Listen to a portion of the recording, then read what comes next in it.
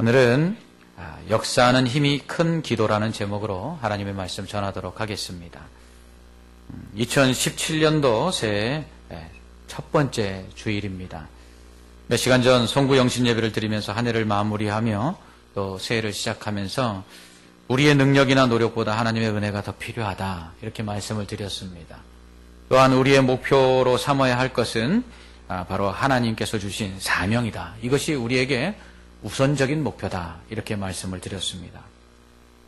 그리고 몇 시간이 지나지 않아 새해 첫 주일 예배를 드리면서 또 무슨 말씀을 전해야 될까 이 고민이 되지 않을 수가 없었습니다.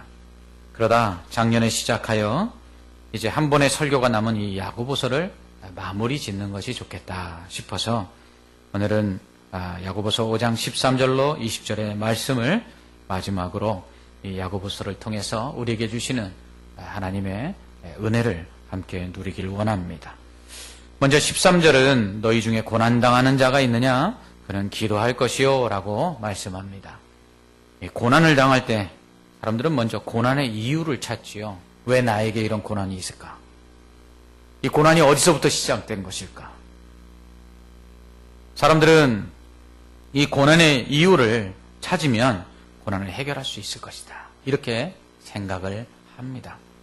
하지만 오늘 본문 말씀은 고난의 이유에 대해서는 말씀하지 않습니다. 단지 그냥 기도하라 이렇게 말씀합니다. 그렇습니다. 고난의 이유가 무엇이든지 상관없습니다. 고난의 이유가 우리의 죄 때문이든지 아니면 하나님께서 우리의 믿음을 연단하시기 위해서 주시는 것이든지 상관이 없습니다. 모든 고난 가운데 하나님이 원하시는 것은 바로 우리가 기도하는 것입니다. 그렇다면 왜 야고보는 고난당하는 자에게 기도하라 이렇게 말씀하고 있을까요? 그것은 그 다음 말씀에서 답을 찾을 수 있습니다.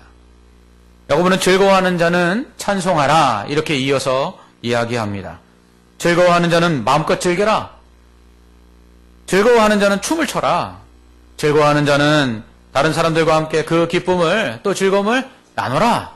이렇게 말하지 않고 즐거워하는 자는 찬송하라. 이렇게 말씀하고 있습니다. 이유가 무엇일까요? 그것은 즐거움의 원인이 하나님이기 때문입니다. 보통 즐거움의 이유는 계획한 일이 잘 되거나 원하는 대로 일이 됐을 때 또는 생각지 않았던 횡재를 하거나 아니면 좋은 사람들을 만나 좋은 관계를 맺을 때 이때 우리는 즐거워합니다. 그러나 야고보는 그런 것들은 즐거움의 원인이 아니라고 말합니다. 그런 것들은 하나님께서 우리에게 즐겁도록 주신 선물일 뿐이라는 것입니다. 하나님으로 인해 우리에게 주어진 즐거움의 결과이지 그것이 원인이 아니라는 것입니다.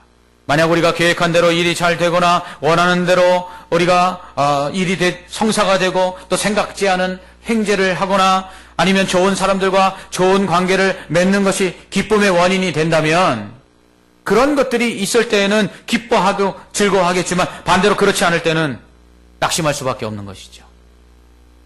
즉 고난이 찾아왔을 때는 슬퍼하거나 낙심할 수밖에 없습니다. 왜요? 즐거워할 이유가 없기 때문이죠. 그러나 그런 것들이 즐거움의 이유가 아니라 하나님이 즐거움의 이유가 되면 우리에게는 낙심할 이유가 없다는 것입니다. 하나님이 즐거움의 이유가 되면 고난을 당할 때에 우리에게 즐거움을 주시는 하나님께서 다시금 기뻐할 수 있도록 우리에게 역사하시기 때문이라는 것입니다. 그래서 바울은 내가 비천에 처하거나 풍부에 처하거나 내가 배고프거나 내가 배부르거나 일체에 내가 만족하는 비결을 얻었다라고 말합니다. 그 이유가 무엇입니까? 내게 능력 주시는 자 그 하나님 안에서 내가 모든 것을 할 수 있기 때문이라는 거죠. 이처럼 하나님이 즐거움의 원인이 되면 기뻐할 이유가 없어도 우리는 언제든지 기뻐할 수 있습니다. 왜냐하면 기쁨의 이유는 하나님이시기 때문입니다. 그러므로 고난을 당하는 자가 있으면 야고보는 기도하라는 것입니다. 그 고난을 기쁨으로 바꾸어 주시고 그 고통을 즐거움으로 변화시켜 주시는 그 하나님께 기도하라는 것입니다. 이것이 바로 야고보가 우리에게 고난 당할 때에 기도하라는 이유입니다. 특별히 고난 중에 가장 흔한 것이 질병입니다. 육체의 연약함으로 인해서 질병에 걸리지 않는 사람은 없습니다. 크고 작은 질병으로 우리는 고통스러워하죠. 감기만 걸려도 얼마나 고통스럽습니까? 기침을 참지 못하거나 침을 삼키는 것도 힘들 때 굉장히 우리는 괴롭습니다. 예전에는 이 감기도 고치기 힘든 질병 중에 하나였습니다. 역사를 보니까 임금들 중에도 감기에 걸려 죽은 왕들이 있더라고요. 하지만 오늘날 의술의 발달로 인해 어지간한 질병은 다 고치게 됐습니다. 그럼에도 불구하고 질병에 걸리는 것은 두려운 일이고 그것은 크고 작든지 우리에겐 염려거리가 아닐 수 없습니다. 이렇게 질병에 걸린 경우, 질병으로 인하여 고난을 당하는 경우에 야고보는 먼저 교회의 장로들을 청하여 기도를 받으라 이렇게 말합니다. 이때 장로들은 주의 이름으로 기름을 바르며 질병에 걸린 자를 위해서 기도하라 이렇게 당부합니다. 기름을 바른다는 것은 약을 바른다는 의미입니다. 당시 길르앗 지방에서 나는 향유는 향기만 좋을 뿐만 아니라 치료제로 사용되었습니다. 그래서 기름을 바르며 기도하라는 것은 약을 써서 치료하면서 동시에 기도하라는 것입니다. 강도 만난 자를 선한 사마리아인이 그 상처에 기름을 발라 치료하고 여관으로 데리고 가서 그를 돌봐주지 않습니까? 간혹 질병에 걸린 사람들 중에 병은 안 가고 그리고 약도 먹지 않고 또 수술 안 받고 기도하기만 하면 하나님이 고쳐주신다 이렇게 말하면서 그것이 믿음이 좋은 것처럼 이렇게 생각하는 사람들이 있습니다. 물론 믿음이 좋다고 할 수 있죠. 그러나 그것이 꼭 믿음이 좋은 것만은 아니라는 사실입니다. 성경은 의사나 약을 이용하여 치료받는 것과 그리고 기도를 병행하는 것 이것이 바른 믿음이라고 말씀합니다. 또한 교회 장로란 오늘날의 목사와 또 교회 장로님들을 의미하죠. 초대교회 장로는 교회 감독과 같은 지도자들을 의미합니다. 질병에 걸린 경우에 이런 교회 지도자들을 청하여 기도를 받으라는 것입니다. 이런 경우 하나님께서 그러한 지도자들의 기도를 들으시고 그 질병에서 고쳐주신다는 거죠. 둘째로 믿음으로 기도하라고 말합니다. 믿음의 기도는 병든 자를 구원하고 믿음의 기도를 드리면 주님께서 질병 가운데서 일으켜 주시기 때문입니다. 또한 믿음의 기도를 드리면 죄를 범하였을지라도 용서받을 수 있습니다. 예수님은 마가복음 11장 24절에서 그러므로 내가 너희에게 말하노니 무엇이든지 기도하고 구하는 것은 받은 줄로 믿으라. 그리하면 너희에게 그대로 되리라. 아멘. 이렇게 말씀하십니다. 기도하는 대로 주실 것을 믿으면 그대로 주신다는 것입니다. 그러나 야고보서 1장 6절로 7절에서 야고보는 오직 믿음으로 구하고 조금도 의심하지 말라. 의심하는 자는 마치 바람에 밀려 요동하는 바닷물결 같으니 이런 사람은 무엇이든지 주께 얻기를 생각하지 말라. 이렇게 말합니다. 그러므로 응답에 대한 믿음 없이 기도하는 것은 허공에 대고 외치는 것과 같은 헛된 일입니다. 그러나 믿음을 가지고 기도하는 것은 결코 헛된 일이 아니라는 것입니다. 하나님은 믿음의 기도에 반드시 응답하시기 때문입니다. 세 번째로 회개하며 기도하라고 말합니다. 야고보는 죄에 대해서 서로 고백하라고 말합니다. 죄는 하나님과 우리 사이를 이렇게 벌어지게 합니다. 그래서 우리가 하나님께 기도할 때 우리의 기도가 하나님께 상달되지 못하도록 방해를 하죠. 그러므로 우리는 죄를 먼저 고백하고 하나님께 기도해야 합니다. 그럴 때 하나님께서 우리의 죄를 용서해 주시고 우리의 기도를 들어 응답해 주시는 것입니다. 1907년 성령의 역사를 통해 평양 대부흥운동이 일어났습니다. 이때 대부흥운동의 그 시작점, 발화점이 된 이 대부흥운동을 촉발시킨 것은 바로 평양 장대현 교회에서 있었던 부흥회였습니다. 평양의 4개의 교회가 연합집회로 모여 예배를 드리는 도중에 길선주 목사님, 당시에는 장로님이셨는데 이 길선주 장로님께서 자리에서 벌떡 일어나서 말씀을 듣다가 자신의 죄가 깨달아져서 많은 성도들 앞에서 공개적으로 자신의 죄를 고백하기 시작했습니다. 회개하기 시작했습니다. 그러자 여기저기서 사람들이 일어나 자신의 죄를 고백하기 시작했습니다. 이러한 회개의 운동 가운데 성령의 강한 기름 부음의 역사가 있어서 평양에 많은 사람들이 회개하고 예수를 믿고 구원받는 일이 일어났습니다. 이처럼 죄를 회개할 때 성령이 역사합니다. 왜냐하면 성령은 거룩하신 영이기 때문에 죄가 있는 곳에서는 역사하지 않습니다. 우리가 죄를 고백할 때 하나님께서는 우리의 죄를 용서해 주시고 성령의 역사를 통해서 우리가 기도하는 것에 응답해 주시는 것입니다. 네 번째로 서로 기도해야 합니다. 이를 중보기도 또는 도고기도라고 하죠. 중보기도란 대신 기도한다는 의미입니다. 예수님께서 성령님께서 우리를 위해서 중보기도 하십니다. 하나님과 죄인된 우리 사이에 그 벌어진 사이에서 예수님과 성령님께서 우리를 대신하여서 하나님께 우리의 기도를 아뢰신다는 것입니다. 그렇기 때문에 우리 교단 대한예수교 장로회 합동측 교단에서는 이 총회에서 결의를 하기를 이 중보기도는 오직 중보자 되신 예수님과 성령님께만 적용하자. 그래서 성도들 간에 서로를 위해서 기도하는 것은 합심기도 또는 도고기도, 돕는 기도 이렇게 부르자. 이렇게 결의를 했습니다. 하지만 신학적으로나 또 성경적으로 이 중보기도라는 의미가 그렇게 예수님과 성령님에게만 적용되는 것은 분명 아닙니다. 하지만 총회에서 그렇게 결의했기 때문에 우리가 조심스럽게 사용할 필요는 있다는 것입니다. 이처럼 서로를 위해 기도한다는 것은 함께 기도하는 것을 말합니다. 혼자 기도하는 것이 아니라 함께 기도하는 것이죠. 이를 위해서 한자리에 모여서 일명 합심기도라고 이야기하는데 통성으로 소리를 내서 발성으로 기도할 수도 있고요. 또한 조용히 묵상으로도 기도할 수 있습니다. 뿐만 아니라 질병에 걸린 사람을 위해서 한자리에 모여서 기도할 뿐만 아니라 멀리 떨어져 있어도 서로를 위해서 기도할 수 있습니다. 이것이 서로 기도하는 것입니다. 이처럼 서로 기도할 때에 하나님께서는 그 기도를 들으시고 응답하사 질병과 고난 가운데 있는 자를 건져내 주시고 치유하시는 것이죠. 다섯째로 의인의 간구는 역사하는 힘이 큽니다. 곧 의를 행해야 합니다. 하나님의 말씀대로 순종하는 자의 기도를 하나님 기쁘게 응답하십니다. 하나님의 말씀에 불순종하면서 하나님께서 응답해 주시기를 원하는 것은 이거는 이기적인 행동 아니겠습니까? 나는 하나님의 일을 행하지 않으면서 하나님은 내 일을 행해 주시기를 원한다. 이거는 악한 마음이죠. 그러므로 우리가 하나님의 말씀대로 순종하여 의를 행하면서 하나님께 기도할 때 하나님께서는 우리의 기도를 들으시고 응답하시는 것입니다. 이처럼 교회의 지도자를 청하여 기도하고 믿음으로 기도하고 또 죄를 고백하며 회개하며 기도하고 서로를 위해서 함께 기도하고 의를 행하며 기도할 때 하나님께서는 고난 가운데서 응답하시고 질병 가운데서 우리를 치료해 주시는 줄 믿습니다.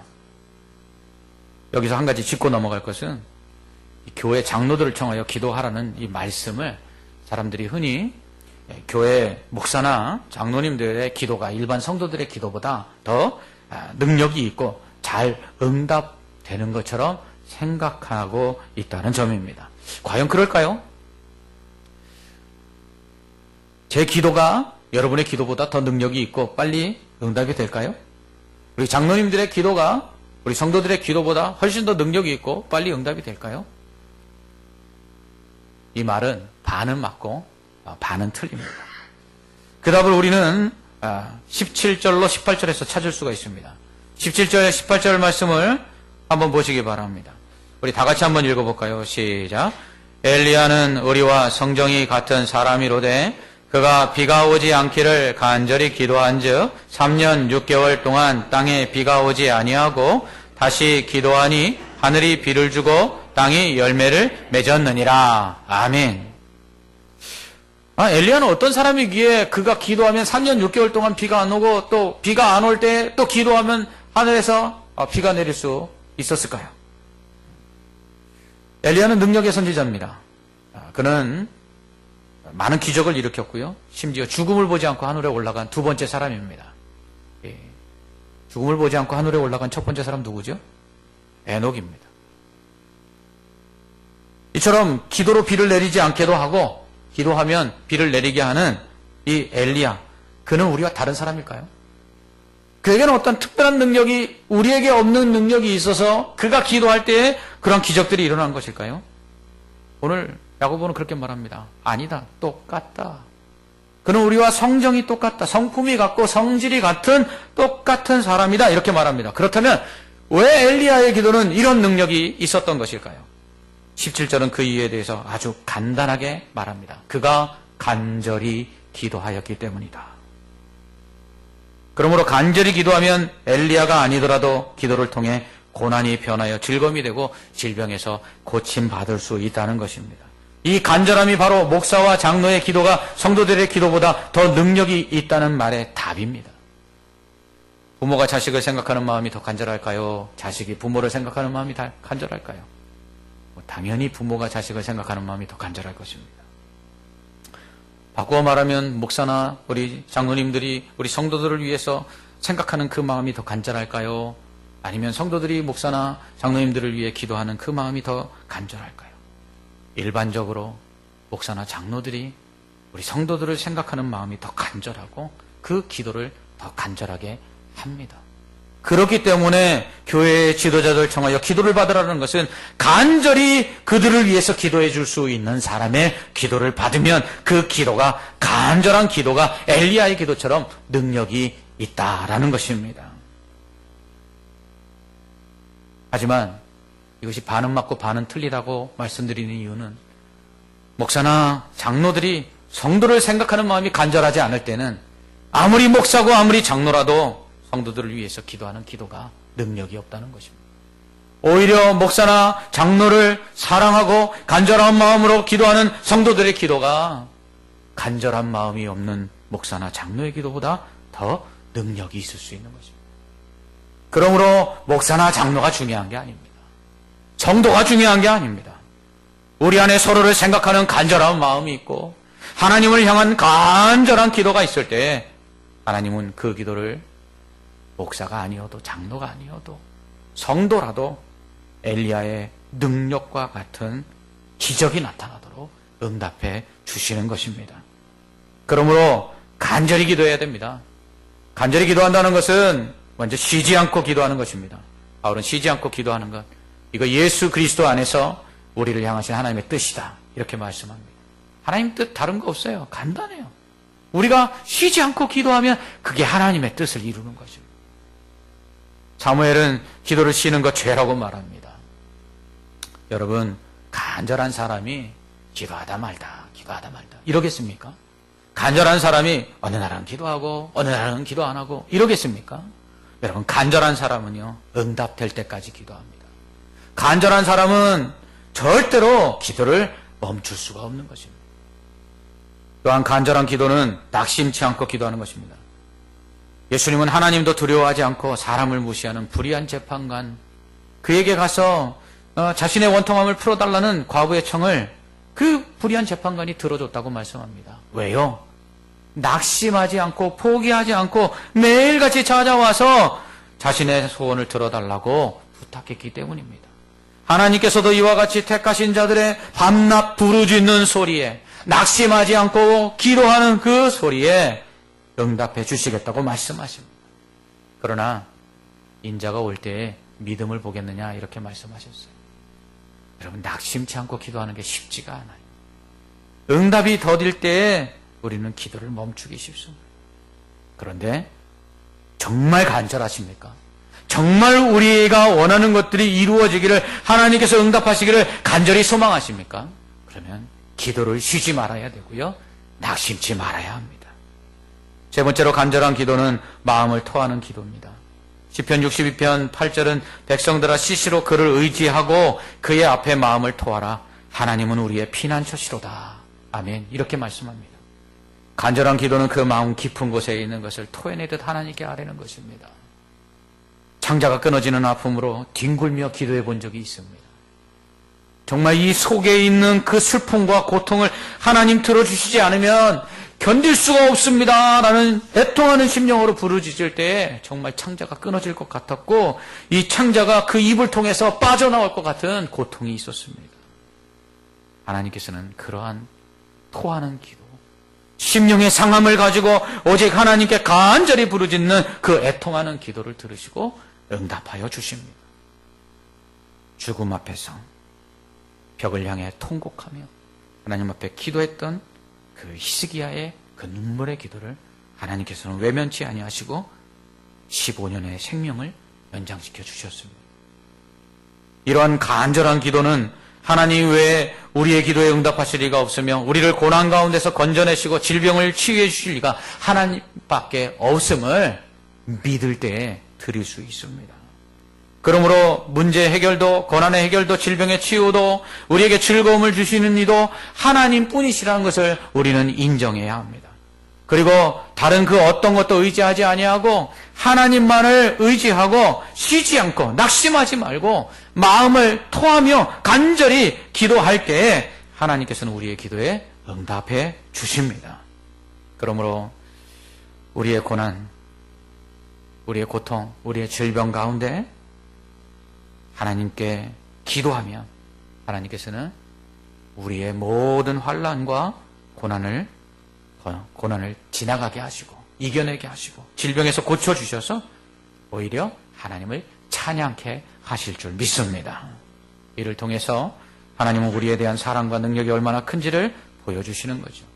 그러므로 우리는 하나님께 우리의 죄를 용서해 달라고 또 고난 가운데서 건져내 주시도록 또 질병 가운데서 치료해 주시기를 위해서 교회 지도자들을 청해서 기도하고 믿음으로 기도하고 죄를 고백하며 회개하며 기도하고 서로를 위해 함께 기도하고 의를 행하며 선을 행하며 기도하고 간절히 기도해야 합니다. 이럴 때 기도의 능력이 나타나는 것입니다. 역사하는 힘이 큰 기도는 바로 이런 기도입니다. 여러분은 우리가 고난 가운데서 벗어나지 못하고 질병 가운데서 고침받지 못하는 가장 큰 이유가 기도하지 않기 때문이라고 말합니다. 우리가 원하는 것을 받지 못하면 가장 근본적인 이유는 구하지 않기 때문이죠. 그러므로 성도에게 기도만큼 열심히 해야 하는 일이 없는 것입니다. 사도들은 기도와 말씀에 전념하기 위해서 다른 일들을 내려놓았습니다. 기도하지 않으면 아무 일도 일어나지 않는다, 이런 말이 있죠. 기도하지 않으면 평안하다, 이런 뜻이 아닙니다. 기도하지 않으면 응답이 없다는 것입니다. 기도하지 않으면 기적은 일어나지 않는다는 것입니다. 기도하지 않으면 하나님의 능력은 체험할 수가 없다는 것입니다. 대신 기도하지 않으면 우리가 감당할 수 없는 일들만 생겨나게 됩니다. 왜요? 하나님이 우리를 얼마나 사랑하시는지, 능력이 얼마나 많으신지 기도하는 자에게 보여주시기를 원하시는데 기도하지 않으니까 기도할 수밖에 없는 상황 속에 우리를 놓아두셔서 기도를 통해 하나님의 능력과 기적을 체험토록 하시기 위한 것이죠. 우리가 고난을 당하고 있습니까? 질병 가운데 고통당하고 있습니까? 걱정하지 마십시오. 기도하시기 바랍니다. 오직 믿음을 가지고 죄를 회개하고 의를 행하며 간절히 기도하고 서로 합심하여 기도하시기 바랍니다. 하나님은 그럴 때 우리를 불쌍히 여기시고 긍휼히 여기사 우리의 모든 죄를 사해 주시고 우리가 기도하는 모든 기도에 응답해 줄 줄 믿습니다. 여러분, 바로 기도가 힘입니다. 성도의 능력은 다른 데 있는 것이 아니라 바로 기도하는 데 있는 것입니다. 이렇게 고난을 당하고 질병 가운데 고통받는 성도들에게 기도할 때에 하나님께서 응답해 주실 것을 말한 후에 야고보는 진리를 떠나 미혹에 빠진 형제들을 다시 믿음 안으로 돌아서게 만들라라고 당부함으로써 야고보서를 끝맺고 있습니다. 성도에게 가장 큰 사명 무엇입니까? 복음을 전하는 일입니다. 바로 지상명령이지요. 땅끝까지 이르러 주님의 증인 되는 것입니다.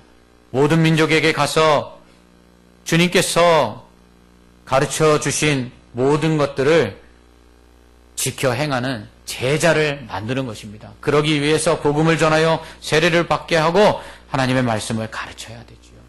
이것이 바로 예수 믿는 사람들의 가장 큰 사명, 복음 전파의 사명입니다. 이것이 전도입니다. 이것은요, 앞문을 여는 것입니다. 교회 문을 열어서, 앞문을 열어서 믿지 않는 사람들을 들어오게 해서 예수를 믿고 구원받게 하는 것이죠. 그러나 야고보는요, 뒷문을 잠그라고 말합니다.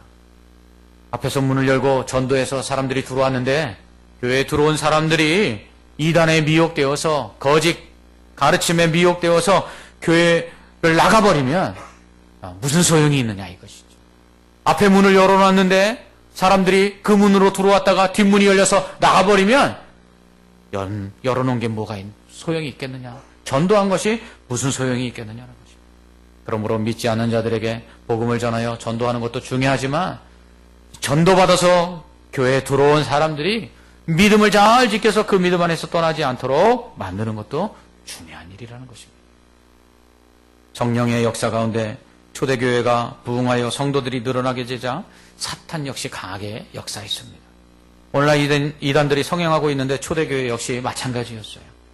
초대교회 때 대표적인 이단은 바로 그 니골라당입니다. 이 니골라라는 사람의 가르침을 받은 이 니골라당은 구원은 영혼만 받는 것이다. 우리의 육체는 구원받지 못한다. 그래서 구원받을 때 우리의 영혼만 하늘로 올라가기 때문에 이 육체는 이 땅에 다 두고 가는 것이며 이 육체는 아무리 더러워도 우리의 영혼을 손상시킬 수 없다.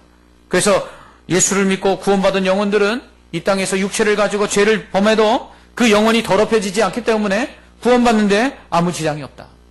이게 오늘날 구원파와 똑같은 가르침이라는 것입니다. 그러니까 이 니골라당이 들어간 곳마다 교회들 가운데 정말 성적인 문란함과 그리고 더러움으로 교회들이 무너지기 시작했습니다. 여러분, 그런데 우리의 영혼만 구원받는 게 아닙니다. 우리의 영혼은 우리의 육체의 죄로 인해서 더럽혀질 수 있습니다. 그래서 예수님께서는 이 대속의 피로 우리의 몸과 우리의 영혼을 모두 깨끗하게 해주신 것입니다. 그러므로 바울은 우리의 몸을, 이 육체를 하나님이 기뻐하시는 거룩한 산 제물로 드리라. 이것이 우리가 드릴 영적 제사다. 이렇게 말하고 있습니다. 영적 예배라고 말합니다. 여러분, 속지 마십시오. 우리의 몸은 성령이 거하시는 거룩한 성전입니다. 우리가 육체를 가지고 죄를 거할 때 우리 안에 거룩하신 성령이 거하실 수 없는 것입니다. 그러므로 영혼만 구원을 얻는 것이 아니라 육체도 구원을 얻기 때문에 이 육체를 가지고 우리는 불의의 병기가 아닌 의의 병기로 삼아야 하는 것입니다. 그러나 초대교회에 이 니고라당의 거짓 교인에 미혹되어 믿음에서 떠난 사람들이 많이 있었습니다. 야고보는 지금 이런 사람들을 다시 진리 가운데로 돌아오도록 만들라는 것입니다. 그러나 이런 일들이 결코 쉬운 일이 아닙니다. 제가 부산에서 청년부를 맡고 있을 때 고신대 선교 언어학과를 졸업하고 선교의 비전을 품고 있었던 청년부 부회장 자매가 있었습니다. 근데 이 자매가 어떻게 하다가 JMS 정명석 2단에 넘어갔습니다. 친구들과 함께 카페에서 만나서 이 친구를 설득해 보았습니다. 그 자매의 친구들이 눈물을 흘리며 야, 네가 어떻게 그럴 수 있어? 빨리 다시 돌아오라고 울면서 그 자매에게 돌아오라고 이야기했어요. 그런데 그 자매가 정말 창백하고 서늘한 표정으로 자신을 위해 우는 친구들에게 이렇게 이야기했어요. 나를 불쌍하게 생각하지 마. 내가 볼 땐 니들이 더 불쌍해. 여러분, 저는 이 목사라서 이 장례식을 자주 참석하다 보니까 돌아가신 분들의 그 시신을 볼 때가 자주 있습니다. 그런데 그 시신을 보면 서늘하게 식어서 그 창백한 그 표정, 마음에 섬뜩함이 있습니다. 그런데 저는 살아있는 사람의 얼굴이 죽은 사람의 얼굴과 똑같은 걸 그때 처음 봤습니다. 이단에 넘어가 그 거짓 진리에 미혹된 그 친구를 위해서 눈물을 흘리는 그 친구들에게 정말 그 창백하고 서늘한 표정으로 나는 니들이 더 불쌍해 하는 이 모습을 볼 때 이단이 얼마나 무서운가 그것을 깨달았습니다. 며칠 전에 군대에 간 형제가 찾아와서 자신이 신천지에 넘어갈 했다고 하면서 이야기를 했습니다. 자그마치 2년 이상 작전을 짜서 그 형제를 신천지에 빠지도록 만들려고 했다는 것입니다. 자신이 2년 동안 알고 지냈던 주변의 사람들, 자신이 알고 있던 사람을 통해서 또다시 만났던 사람들, 그 모든 사람들이 다 신천지 사람들이었다는 것입니다. 그렇게 짧게는 수개월에서 길게는 몇 년 동안 안면을 트고 같이 식사하고 교제하면서 친분을 쌓고 또 신뢰를 얻은 후에 신천지 공부에 데려갔다는 것입니다. 공부를 하면서 절대로 인터넷 검색하지 마라. 말씀을 더 깊이 알기 전까지는 교회 나가지 마라. 그리고 같이 공부하는 사람들끼리는 전화번호도 서로 주시고 연락하지 마라. 그리고서는 그 신천지에 완전히 넘어올 때까지 자신들이 신천지라는 말을 입 밖에 내지도 않을 뿐만 아니라 오히려 이단들을 같이 비판하고 욕을 하더라는 것입니다. 그런데 이 형제가 모태신앙이라 이 신천지에서 가르치는 내용들을 배우는데 아무래도 자신이 알고 있던 성경의 내용과 다르다는 것이죠. 그래서 인터넷을 검색해 봤다는 거죠. 그랬더니 자신이 배운 그 모든 내용들이 신천지의 교리와 일치하더라는 것입니다. 그래서 이 구리에 이 신천지에서 나와서 지금은 신천지에 빠진 사람들을 다시 돌아오게 하는 사역을 하는 목사님이 계신데 그 목사님께 전화를 드렸더니 만나 주셨다는 거죠. 만나서 이렇게 이야기를 했더니 그 형제가 지금 거주하고 있는 곳에도 이 신천지에 있는 사람들을 도와주는 분들이 계시니까 만나보라. 그래서 그분들을 만났더니 그 형제가 갔던 동아리, 일반 사회 동아리입니다. 학교 동아리가 아니라 일반 사회 동아리, 그리고 그가 갔던 공부했던 센터, 이 모든 것이 완전히 신천지 이단들이었다는 거죠. 이 형제가 이 신천지에서 만났던 사람들을 만나서 다시 한번 확인해보고 그리고 그들과 교류를 끊었다고 합니다. 하지만 지금도 연락이 계속 오고 있고요. 무엇보다도 두려운 것은 사람 만나는 게 두렵다는 것입니다. 그리고 자신의 모든 상황을 그들이 다 알고 있다는 것이 너무나 두렵다고 말했습니다. 여러분, 이단이 이렇게 무섭습니다.